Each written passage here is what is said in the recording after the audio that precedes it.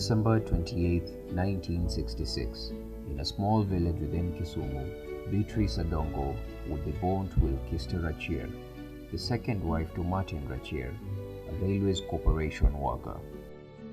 Having born a son without the help of an obstetrician, her mother was surprised to learn that she was expecting another baby. Baby Beatrice then followed. For me, I call her Adongo.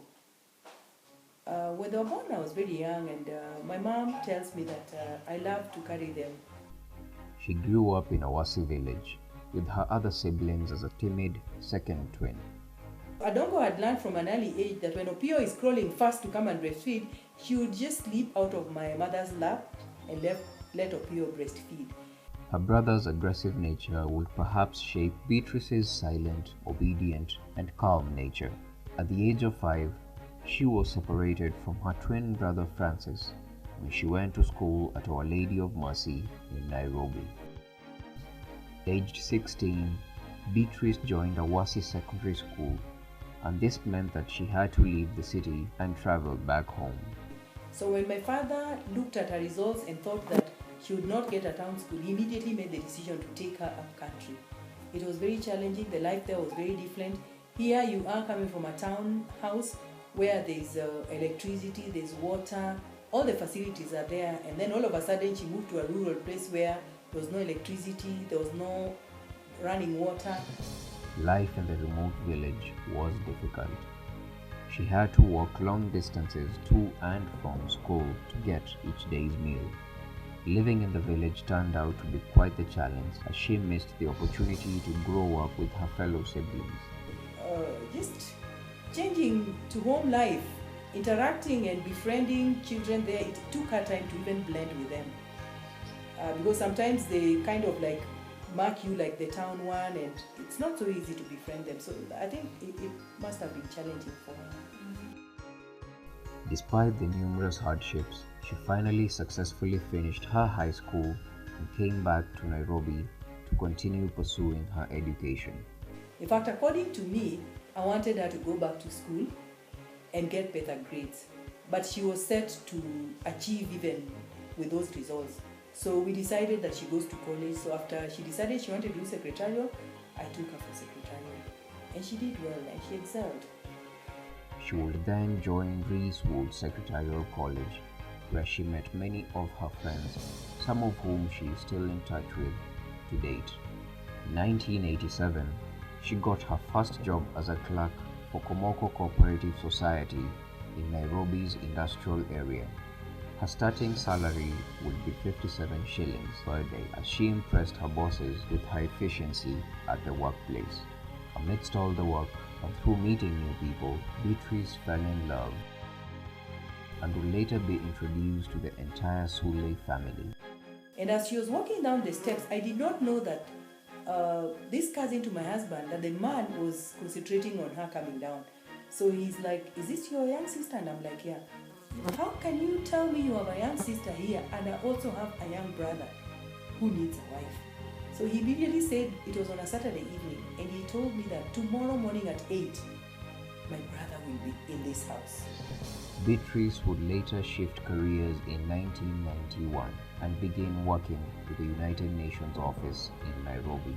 She has diverse experience in finance and human resource management. Currently, she is a human resources practitioner in Juba, South Sudan. Adongo is a strong woman, a dedicated mother of 3. Her affection to her children is evident in the way she always wants the best for them, taking them to good schools and contributing towards the development of their academic lives in any way that she can. Beatrice Adongo Sule is a loving wife, and she respects the man of the house. Wow, she's got 3 adorable children. There's Joshua, who is in college at the moment. There's Uba, who is winding up his GCE at Kenya. Joshua is at USIU. And then there's Martina, the only girl, who is in class 4. A philanthropist at heart, her love extends beyond that of her immediate family. She opened up her heart and her home to her adopted children, and she cares for them as though They are her own by providing an education, food, shelter, but most importantly, her love. She went out of her way to adopt two kids, um, a boy and a girl, who she treats as though they are her children. She invites them over for holiday when they close school, and she also pays their school fees every term. She also treats them during the holidays.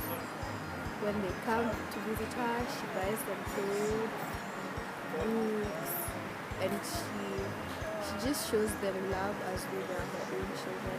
She is also an entrepreneur who is always looking for opportunities to create fruitful business ventures. I know she has achieved a lot in her career. She worked so hard and has been getting a promotion one after the other. I think also the plan of her even and her husband deciding to buy a plot and put up a house is a great achievement. She is strict and organized, aggressive but loves fun. She's a very hospitable woman, pioneer, and a generous person. She is acclaimed for her prowess in cooking and a brilliant fundraiser, a leader and the glue that keeps her family together. She's very fun. When I go to visit them, we usually have games. We play games, board games, and we also get to watch a lot of movies because she's a big fan of movies.